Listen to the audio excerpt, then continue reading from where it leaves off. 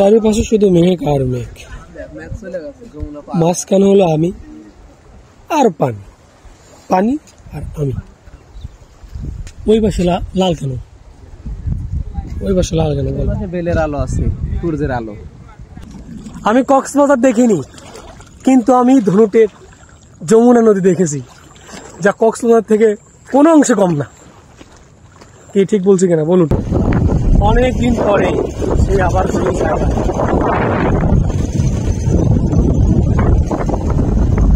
ও মাই god, যে match হচ্ছে গো আল্লাহ, এখন যদি বৃষ্টির নামে আমার অবস্থা করো, তোমার অবস্থা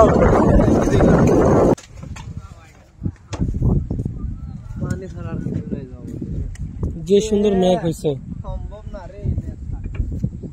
বুঝছিস না সেম? এর আগে একবার ক্লাস 8 থাকতে আসছিলাম, এরকম ম্যাচ হয়েছিল। পরে ওই নিচে, এই নিচে, এখন তো নিচে নাই, এখন এই নিচে আশ্রয় নিয়েছিলাম। আজকে দেখাইলাম কি পানি।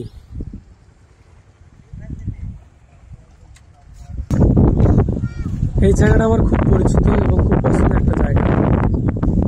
আমি বাসায় আসলে এখানে আগে আসি। বৃষ্টি আসছে, এই জায়গাতে থাকবো নি। আচ্ছা, দৌড় দিতে পারি, সমস্যা নেই। যেটা বলছিলাম, বাসায় আসলে আমি এই জায়গায় আসি। এই জায়গাটা আমার খুব পছন্দের একটা জায়গা, খুব আবেগঘন একটা জায়গা, খুব প্রশান্তির একটা জায়গা, শান্তির একটা জায়গা। কিন্তু এখন বৃষ্টি নামবে।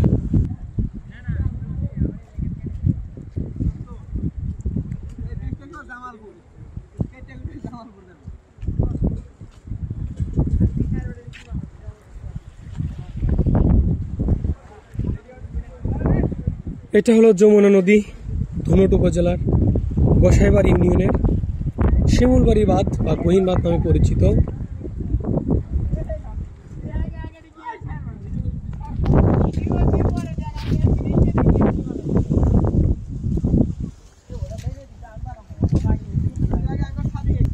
নাসিম, শিওর বৃষ্টি নামবো, শিওর বৃষ্টি নামবো।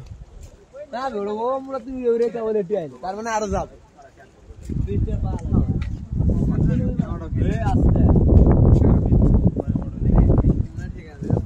বৃষ্টি শিওর নামবো।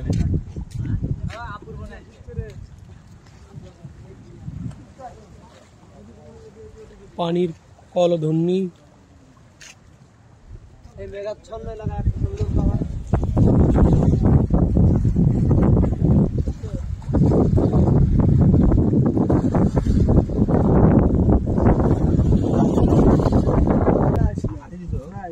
আমি না মুখটাই আছে।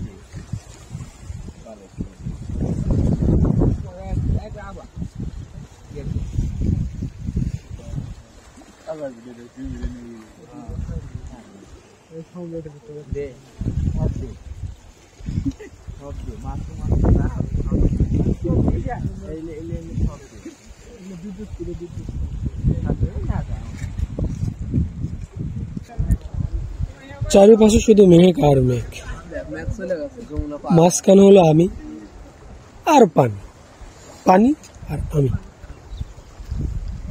যে কোনো সময় নামবে বৃষ্টি।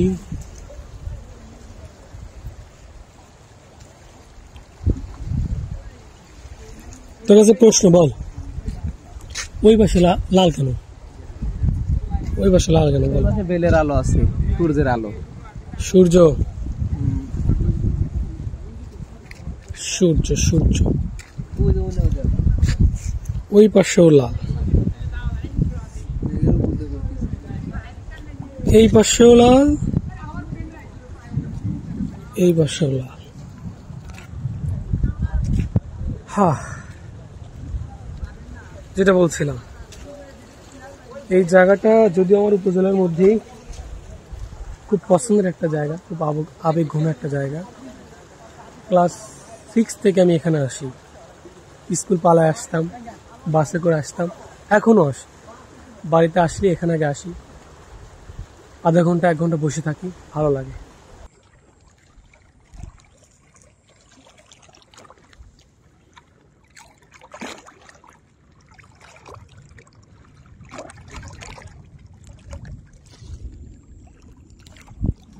আমি কক্সবাজার দেখিনি, কিন্তু আমি ধনুটের যমুনা নদী দেখেছি, যা কক্সবাজার থেকে কোনো অংশে কম না।